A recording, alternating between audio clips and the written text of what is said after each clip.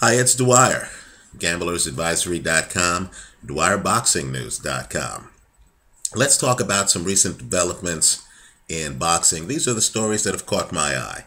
If you may not have heard, within the last 24 hours, apparently Floyd Mayweather's next opponent, Robert Guerrero, was arrested in New York for attempting to carry, according to reports, a 9mm Smith & Wesson unloaded onto a plane, which is a big no-no post 9/11, right? You know what? This could well be an innocent mistake. One wonders why Guerrero, a California guy, feels the need to travel with his firearms. But let's remember, these guys are young men. Guerrero's only 30. He's not the first guy to have, a unloaded firearm with him, right? We saw this in basketball with Sebastian Telfair. Now, I'm not here to rip guns. Unfortunately, the whole gun issue is in the public light, and many are going to try to politicize this at Guerrero's expense. Here's what you need to know as a fight fan. They really do take these gun laws seriously in the Northeast. All you have to do is ask former NFL player, in fact, current NFL player, Pittsburgh Steeler, Plaxico Burress, about what happens when you're busted with a firearm. Some experts are saying that it shouldn't impact the Floyd Mayweather fight. You need to keep an eye on this story, because the way these things usually work is that they're court dates, right? This incident did not happen in Las Vegas. If Guerrero has to interrupt his training camp to appear at court dates or to meet with attorneys to discuss strategy, meet with prosecutors to discuss a plea bargain, because it's very hard to fight these things when it's your gun and, it was about to go on the plane, right? So all I'm saying is keep an eye on this story. The more it distracts Guerrero from preparing for the Mayweather fight, the more it's going to benefit Floyd Mayweather, right? As I said, Guerrero has been arrested. At a minimum, he's going to have to retain a criminal lawyer to deal with the charges. It is a problem. The fight, of course, is only a month and a half away, right? Don't believe the hype that this is a complete non-event. Let's shift gears. Again, these are just some boxing news stories that have caught my eye. Let's talk about Mickey Bey. Mickey Bey was recently busted for having a elevated testosterone rating that, according to some reports, was several times higher than it should have been, right? Some reports have it around 30 times higher than it should have been. Apparently, Mickey Bey was able to convince the authorities that he told his doctor before receiving treatment for an injury that he was a professional prize fighter and that he could not take any performance-enhancing drugs. Apparently, in the hearing before the commission, and Chris Robinson has done great work here online in getting the Mickey Bey interview. Apparently, in the commission hearing, Bey was able to produce his doctor, and his doctor was able to confirm that Mickey Bey told him in writing before receiving treatment that he was not to take any PEDs. Accordingly, they were lenient on Mickey Bey. Right? He didn't get the kind of punishment that Julio Cesar Chavez got for a positive marijuana test following his fight against Sergio Martinez. Let me just say, this system can't work. This can't happen. We're talking about big money. Trust me, I've actually dealt with expert witnesses with opinions, medical opinions, on legal cases, right? Money talks. The fighter ultimately has to be responsible. Commissions can't have loopholes where doctors show up and say, you know what, I messed up. The fighter shouldn't be held responsible. If you start doing that, you're going to have a cottage industry emerge of doctors who have reputations for doing just that, right? They're going to be tacit agreements. And understand, these fighters have teams. You know, it's almost like the mob. There's a lot of plausible deniability, right? The fighter wouldn't have to speak with the doctor. A representative, an agent, a manager, an advisor, you fill in the blank, would be the one who speaks with the doctor.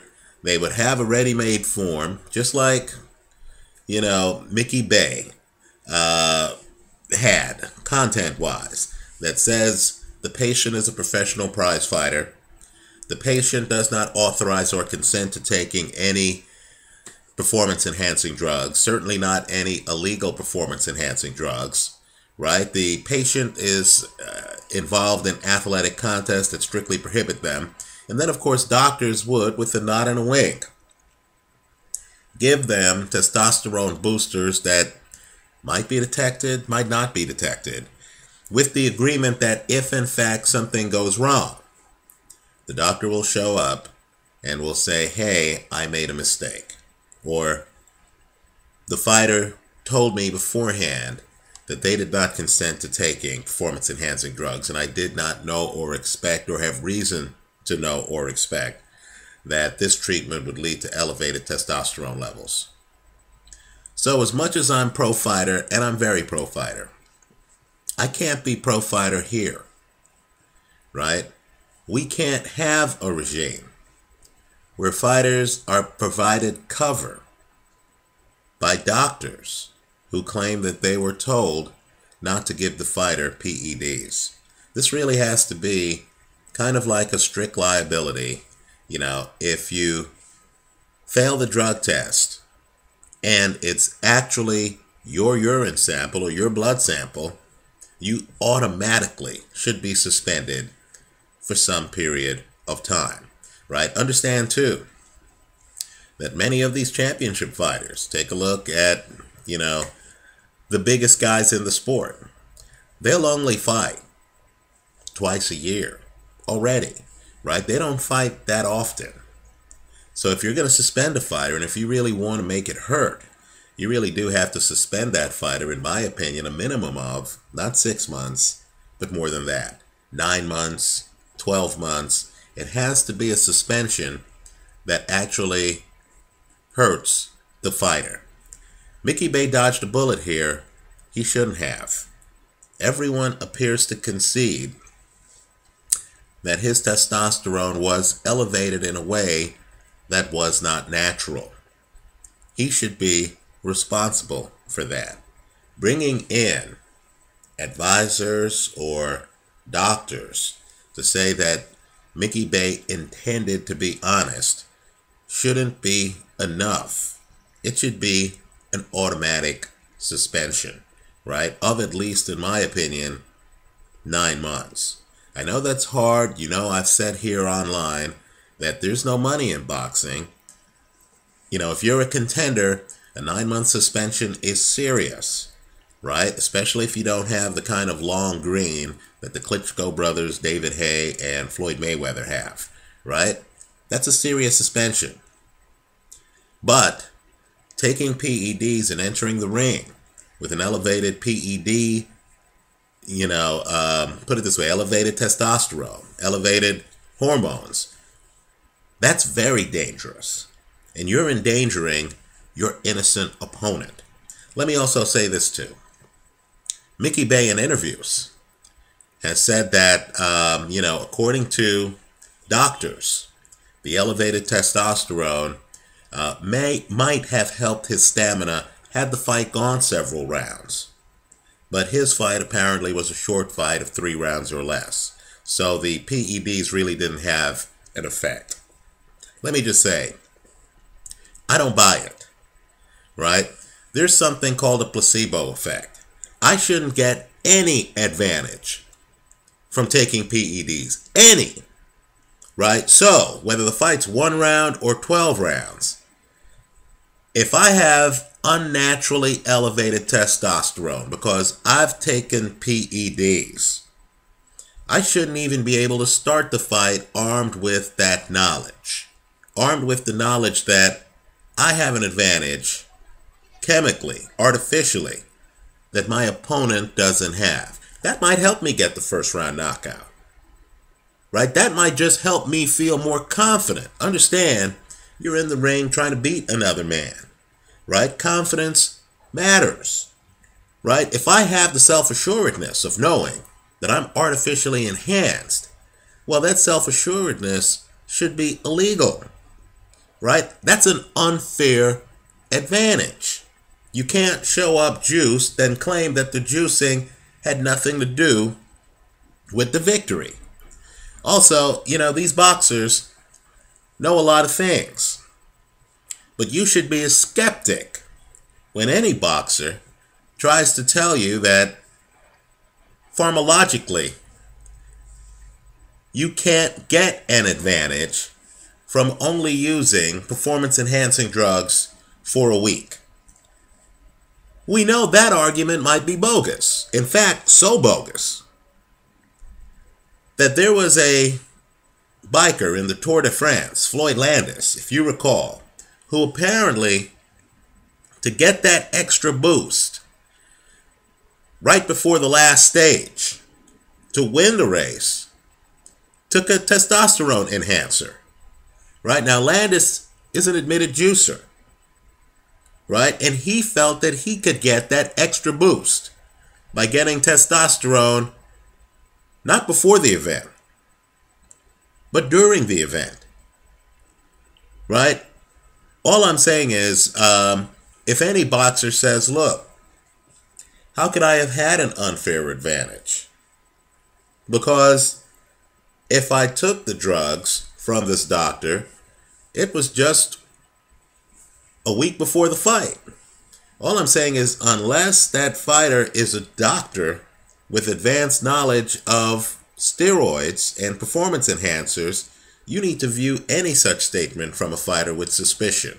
Right? I believe juicers know that taking some drugs right before an event can actually help. Right? That's why so many of these guys get busted. Right?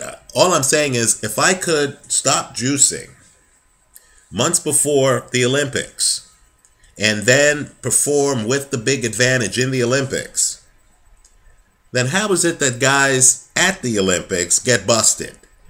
Right? So all I can say is, to me, the Mickey Bay incident, I believe the commission made the wrong call. I have no doubt Mickey Bay is a nice guy. I have no doubt Mickey Bay might not have known what was in his system. My point is simply that Mickey Bay is responsible for what's in his system. What he needs to do, quite frankly, is to, in his agreements with the people around him, let's say the doctor, he needs to have a liquidated damages provision in the contracts that specifies that if he's busted for PED use, then, and it can be proven that the PED use is caused by the medication given him by the doctor, then the doctor is liable to him for damages. Right?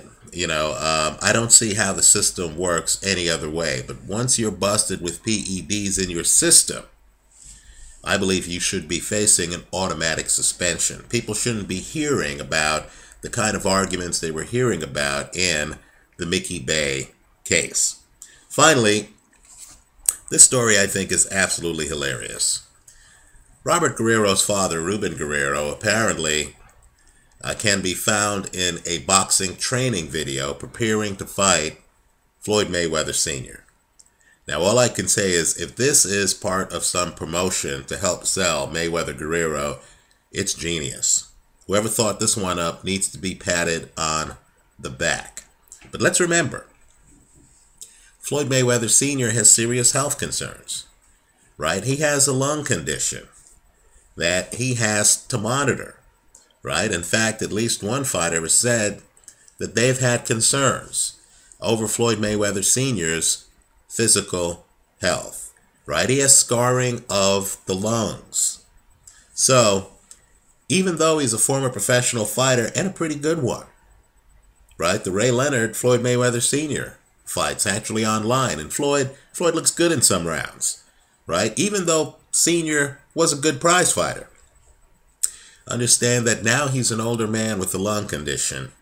And if Ruben Guerrero is actually pumping weights in the video, let's just say that if that Guerrero Sr. fight takes place, I have my money on Guerrero. Okay. Seriously, Sr. is in no condition to be hopping in the ring with, other men his age who are in the kind of shape that Ruben Guerrero apparently is in. So, food for thought on that. Let me know what you think. If there's a boxing story out there that you think warrants all of our attention, right? It doesn't necessarily have to be in the ring. It can concern any big names in boxing. Managers, promoters, trainers, any kind of situation that you feel needs to be talked about. I hope you bring it to our attention here in the comment section to this video. Thanks for stopping by.